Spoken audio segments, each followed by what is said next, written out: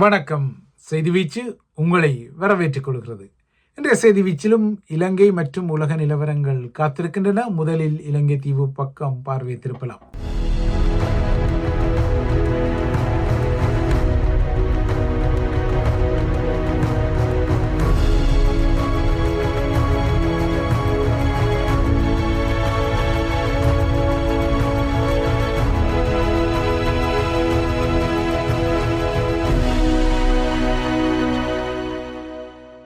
வெள்ளவத்தையில் உங்கள் கனவு இல்லம் வண்டர் ரெசிடென்சி மூலம் உங்கள் கனவு இல்லத்தை நனவாக்க இலக்கம் 43 மோர்ஸ் ரோட், கொழும்பு 6 இன்றே தொடர்பு கொள்ளுங்கள்.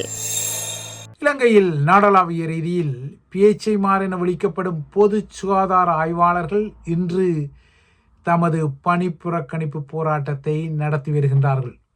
தமது தேசிய சங்கத்தின் அழைப்பின் அடிப்படையில் இன்று காலை 8 மணிக்கு அவர்களின் இந்த நாடு தழுவிய தொழிற்சங்க போராட்டம் ஆரம்பிக்கப்பட்டது.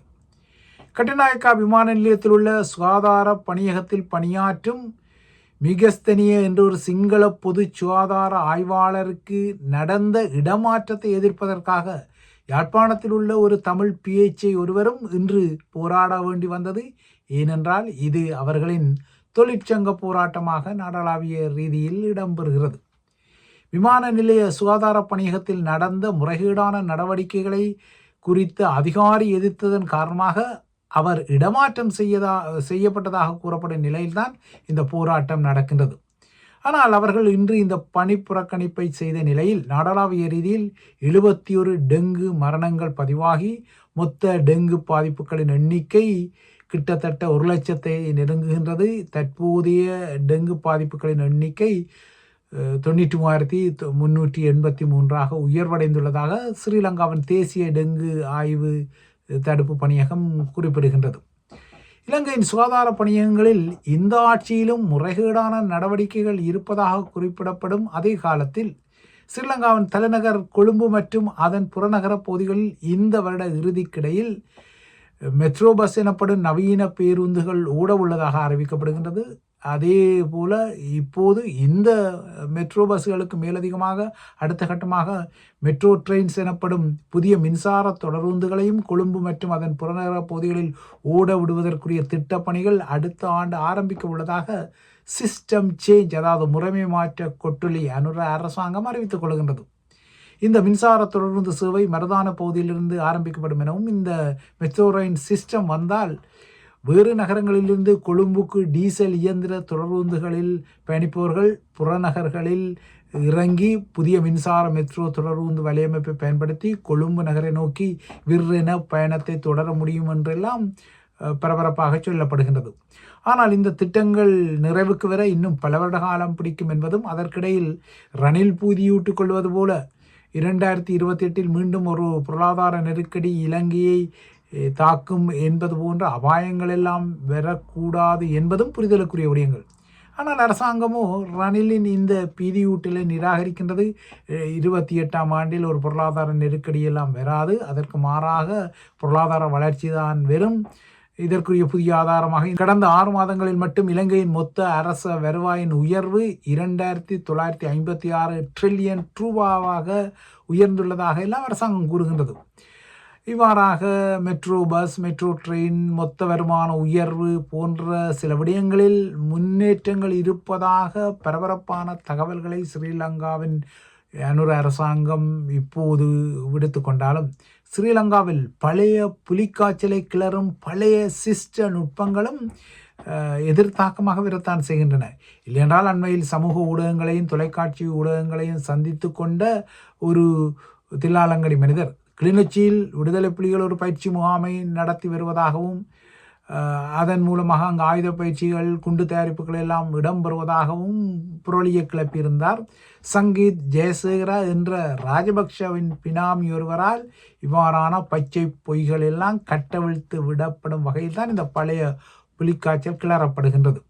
கடந்த வாரம் இந்த தில்லாலங்கடிக்காரர் ஸ்ரீலங்கா செய்தியால் தூக்கப்பட்டு இப்போது 14 நாள் தடுப்பு காவலில் உள்ளே இருக்கின்றார். ஆனால் இதில் வேடிக்கை என்னவென்றால், செய்தி வீச்சு இந்த போலியான மனிதர் குறித்தும் அவரது பின்னணி குறித்தும் கடந்த 17ஆம் தேதியே சொல்லியிருந்தது. புலிகளுக்கு பழையில் முகாம் என்கிறது ICHRC என்ற தலைப்பில் அன்றைய செய்தி வீச்சிருந்தது. அதில் தான் இந்த விடயமெல்லாம் சொல்லப்பட்டது. ஆனால் இவ்வாறாக சொல்லப்பட்டு 2 நாட்களுக்கு பின்னர் தான் அந்த தில்லாலங்கடி மனிதர் கைது செய்யப்பட்டிருக்கின்றார். அதாவது சங்கீத் கைது செய்யப்பட்டிருக்கின்றார். அதன் பின்னர் அவருக்கு 14 நாட்களுக்குரிய தடுப்பு காவல் உத்தரவு வழங்கப்பட்டு இப்போது அவர் உள்ளே இருக்கின்றார். பின்னர் அவர் குறித்த சில பரபரப்பான விடயங்களை ஸ்ரீலங்காவின் பொது பாதுகாப்பு அமைச்சர் ஆனந்த விஜயபால நாடாளுமன்றத்தில் தெரிவித்தார். 2 போலி அடையாள அட்டைகள், 7 முகவரிகள், 3 குற்ற வழக்குகள் இந்த மனிதர் மீது உள்ளதாகவும் இவர் முன்னர் ஒரு அமைச்சருக்கு ஆலோசகராக பணியாற்றியதாகவும் ஸ்ரீலங்காவின் பொது பாதுகாப்பு அமைச்சர் நாடாளுமன்றத்திற்கு சொன்னார்.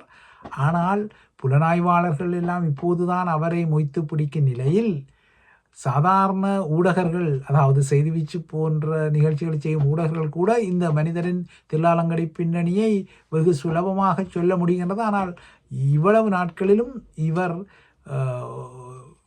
கைது செய்யப்படாமல் இருந்திருக்கிறார். இப்போது இந்த புலி காய்ச்சல் கதையை கூறியவுடன் அவர் கைது செய்யப்பட்டிருக்கின்றார். இன்டர்கான்டினென்டல் ஹியூமன் ரைட்ஸ் கமிஷன் என்ற போலி மனித உரிமை அமைப்பை இயக்கும் இந்த சங்கீத் ஜெயசேகரா தன்னை ஒரு மனித உரிமைவாதியாக காட்டிக்கொண்டாலும் இவர் சிங்கள தருண பிரமுன எனப்படும் அமைப்பில் செயற்பட்டவர் என்பதெல்லாம் கடந்த 17ஆம் தேதி செய்தி வீச்சில் சொல்லப்பட்டது. தனது அமைப்பு லண்டனை தலைமையகமாக கொண்டு இயங்குவதாகவும் இலங்கை மற்றும் சிங்கப்பூரில் செயற்படுவதாகவும் அளந்துவிடும் இவர் பிரித்தானிய அரசாங்கத்துடனும் ஐநா மனித உரிமை ஆணையத்துடனும் தனது அமைப்புக்கு நேரடியாக தொடர்புகள் இருக்கின்றது.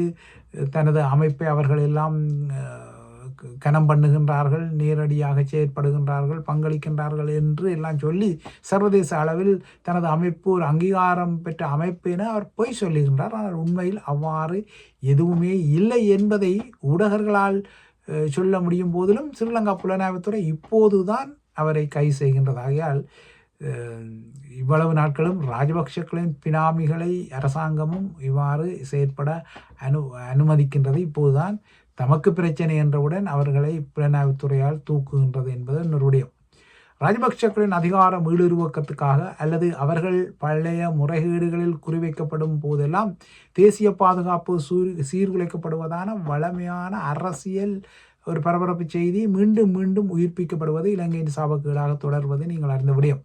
இதன் மூலமாகத்தான் இந்த புலிக்காய்ச்சல் பீதிகள் எல்லாம் கடந்த காலங்களிலும் சரி இப்போதும் கிளப்பப்படுகின்றன. இவ்வாறான இந்த பீதிக்கதைகளை கிளப்புவதற்காகவே ராஜபக்ஷக்களின் அதிகார மையத்தில் சில ஸ்லீப்பர் செல்கள் அவ்வப்போது கிளம்பி வருகின்றன. இப்போது அதே பழைய நினைப்பில் கிளிநொச்சியில் புலிகள் அந்த ஒரு இடத்தில் முகாமை அமைத்து பயிற்சிகளை எல்லாம் கொடுப்பதாக இந்த சங்கீத் ஜெயசேகர சொன்னார். ஆனால் உடனடியாகவே ஸ்ரீலங்கா புலனாய்வுத்துறை, ஸ்ரீலங்கா சிஐடியினர், ஸ்ரீலங்கா இராணுவம் எல்லாம் கோரஸாக அப்படியொன்றும் அந்த இடத்தில் முகாமும் இல்லை, ஒன்றும் இல்லை, அங்கு ஒரு தோட்டம்தான் செய்யப்படுகின்றது என சொல்லி உண்மையான விடயங்களை சொல்லிக் கொண்டார்கள். அதன் பின்னர் இந்த குறித்த மனிதர் தூக்கப்பட்டார். ஆக மொத்தம் ராஜபக்ஷக்களோ அல்லது அவர்களின் பங்காளிகளோ சிக்கலில் மாட்டுப்படும் போதெல்லாம் விடுதலை புலிகளின் மீளுருவாக்கம் குறித்த பீதி கதைகள் இலங்கையில் உலாவிடத்தான் செய்கின்றன. இதனால்தான் இலங்கையை வங்குரோத்து நிலைக்கு தள்ளிய ஊழல்வாதிகள் மீண்டும் அதிகாரத்தை கைப்பற்ற மக்கள் மத்தியில் பழைய கதைகளுடன் செல்ல தலைப்படுவதாகவும் இவ்வாறானவர்களின் சதியில் மக்கள் ஏமாற்றம் அடைந்து விடக்கூடாது, கதைகளை நம்பக்கூடாது என ஸ்ரீலங்காவின் முன்னாள் இராணுவ தளபதியும் ஃபீல்ட் மார்ஷலுமான சரத் பொன்சேகா கூட நேற்று ஒரு எச்சரிக்கையை சிங்கள மக்களுக்கு விடுத்திருக்கின்றார். கோட்டாபாய கால புலனாய்வு தலையான மேஜர் ஜெனரல் சுரேசாலைக்கு எதிராக 3வது தடுப்பு காவல் உத்தரவு வரும் என எதிர்பார்க்கப்படும் நிலையில் இவ்வாறான கதைகளும் வருகின்றன. இப்போது சுரேசாலைக்கு இன்னமும் 90 நாள் தடுப்பு காவல் பிறப்பிக்கப்படுமா என்பது ஒரு விடயமாக இருக்கின்றது. இவ்வாறு இந்த 90 நாள் தடுப்பு காவலை பிறப்பிக்க கூடாது என ஸ்ரீலங்காவின் தேசிய அமைப்புகளின் கூட்டமைப்பும் இப்போது அரசு தலைவர் அனுரகுமார திசாநாயக்காவை வலியுறுத்திக் கொள்கின்றது. கொழும்பில் ஒலிவாங்கிகளை பிடித்த அந்த அமைப்பின் பிரதிநிதிகள் சுரேசாலைக்கு ஏதேனும் பாதிப்பு ஏற்பட்டால் அதற்கு அனுரவும் அரசாங்கமுமே பொறுப்பேற்க வேண்டும் என்றும் எச்சரித்து கொண்டனர்.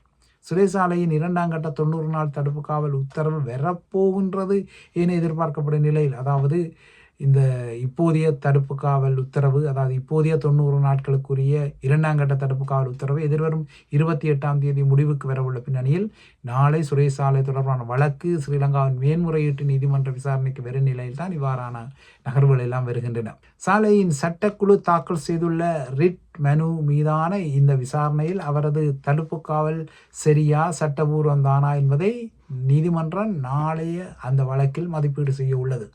ஒரு ரிட்மனு வழக்கில் பிணை உத்தரவுகள் வழங்கப்படுவதில்லை என்பது நீங்கள் அறிந்த விடயம் என்பதால் நாளைய வழக்கில் பிணை உத்தரவுகள் சுரேசாலைக்கு பிறப்பிக்கப்படுவதற்கான சாத்தியங்கள் அதிகமாக இல்லை. ஆனால் அவரது கைது மற்றும் தடுப்பு காவல் சட்டபூர்வமானதானா என்பது குறித்த வாத பிரதிவாதங்கள் நாளைய வழக்கின் போது மேன்முறையீட்டு நீதிமன்றத்தில் எதிரொலிக்கப் போவது நிதர்சனமாக தெரிகின்றது. இதன் பின்னர் தான் சாலையின் தற்போதைய 90 நாள் நிர்வாக தடுப்பு காவல் உத்தரவு எதிர்வரும் வெள்ளிக்கிழமை 28ஆம் தேதி அன்று முடிவடையும் போது அதற்கு பின்னர் அவரை 90 நாள் காவலில் வைப்பதா இல்லை அதற்கு பின்னர் அவரை நீதிமன்ற காவலில் வைக்கும்படி ஒரு நிலைமை ஏற்படுத்திக் கொள்வதா என்பதை நாளைய வழக்கின் போக்கு தீர்மானிக்கக்கூடும். சாலைக்கு கடுமையான இதய பிரச்சனை இருப்பதால் அவரது தடுப்பு காவலை மேலும் நீடிக்கக்கூடாது என அவரது மனைவி மனோரி ஏற்கனவே அரசு தலைவர் ஆண்ட்ரோவிடம் கோரிக்கை விடுத்திருக்கின்றார். இதனை செய்தி வீச்சு நேற்று முன்தினம் வழங்கியிருந்தது. ஆனால் அவர் அவ்வாறு கோரிக்கை விடுத்த போதிலும் சாலையின் தடுப்பு காவலை இன்னும் 3 மாதங்களுக்கு நீடிக்கத்தான் பாதுகாப்பு தரப்பு விரும்புகின்றது. அதற்கான தயார்படுத்தல்களை எல்லாம் செய்கின்றது. இவ்வாறான ஒரு நிலையில்தான் சுரேசாலைக்கு இன்னமும் 90 நாள் தடுப்பு காவலை பிறப்பிக்கக்கூடாது என தேசிய அமைப்புகளின் கூட்டமைப்பும் அரசு தலைவர் ஆண்ட்ரோ குமார திசாநாயக்காவை நேற்று கடுமையாக வலியுறுத்தி இருக்கின்றது. கடந்த மாதம் சுரேசாலைக்கு இதய அறுவை சிகிச்சை செய்யப்பட்டது. அவரது இதயத்துக்கு அண்மையில் ஐசிடி எனப்படும் கருவி ஒன்று பொருத்தப்பட்டது. அது அவரது இதயத்தின் இயக்கத்தை சீராக வைப்பதற்கான கருவி என கூறப்படுகின்றது. அவரது இதய பிரச்சனை காரணமாக அவரது தடுப்பு காவல் தளருமா இல்லையா என்பது இந்த வாரம் பருமட்டாக தெரியக்கூடும். இவை இலங்கை விடயங்கள். அடுத்து மத்திய கிழக்கு நிலவரங்களை நோக்கிக் கொண்டால் ஈரானுக்கு எக்கனாமிக் டிடே எனப்படும் பொருளாதார பேரழிவு நாளை உருவாக்கும் வகையில் அமெரிக்க அரசு தலைவர் டொனால்ட் ட்ரம்ப் திட்டமிடும் வியூகத்துக்குரிய புதிய தடைகள் இன்று அமெரிக்க நிதியமைச்சர் ஸ்காட் பெசன்ட்டால் அறிவிக்கப்பட இருப்பது நீங்கள் அறிந்த விடயம். இன்று பிற்பகல் உள்ளூர் நேரப்படி அமெரிக்காவில் இந்த தடைகள் அறிவிக்கப்பட உள்ளன. இதேபோல ஈரானுக்கு எதிரான புதிய அமெரிக்க பொருளாதார தடைகளுக்கு ஆதரவளிக்கும் நாடுகளும் ஈரானுடன் போர் புரியும் நாடுகளாக கருதப்படும் என ஈரான் எச்சரிக்கை விடுக்கின்றது. அதாவது அமெரிக்காவுக்கு ஆதரவளிக்கும் நாடுகளுக்கும் இந்த டிடே எச்சரிக்கையின் பின்னால் ஈரான் பதிலடி எச்சரிக்கை விடுத்திருக்கின்றது. ஈரானை பொறுத்தவரை கடந்த சில தசாப்த காலமாகவே மேற்குலக தடைகளின் கீழ் அது உள்ள நிலையில் அதன் மீது முன்னெப்போதும் இல்லாத அளவிலான பொருளாதார போரையும் தனிமைப்படுத்தலையும் திணிப்பதற்காகத்தான் ட்ரம்ப் இந்த எக்கனாமிக் டிடே எனப்படும் முன்னொருபோதும் இல்லாத பொருளாதார தடைகளை ஈரான் மீது விதிக்கப் போவதாக சூளுரைத்திருக்கின்றார். இன்று இந்த நடவடிக்கைகள் அறிவிக்கப்படும் நிலையில் இந்த நகர்வுகள் உற்று நோக்கப்படுகின்றன. ஆகையால் இப்போதைய நிலையில் இந்த பதிவு பதியப்படும் போது அமெரிக்காவின் அறிவிப்புகள் வெளியாகவில்லை. ஏனென்றால் நான் ஏற்கனவே கூறியது போல உள்ளூர் நேரப்படி அது அறிவிக்கப்பட உள்ளது. ஆகையால் இந்த பதிவை நீங்கள் காணும்போது அந்த அறிவிப்புகள் வந்திருக்கலாம். இல்லையென்றால் நாளைய செய்தி வீச்சில் இது தொடர்பான மேலதிக விவரங்களை நோக்கிக் கொள்ளலாம். இதுதான் ஐபிசி தமிழின் செய்தி வீச்சு. தொடர்ந்தும் ஐபிசி தமிழுடன் இணைந்திருங்கள்.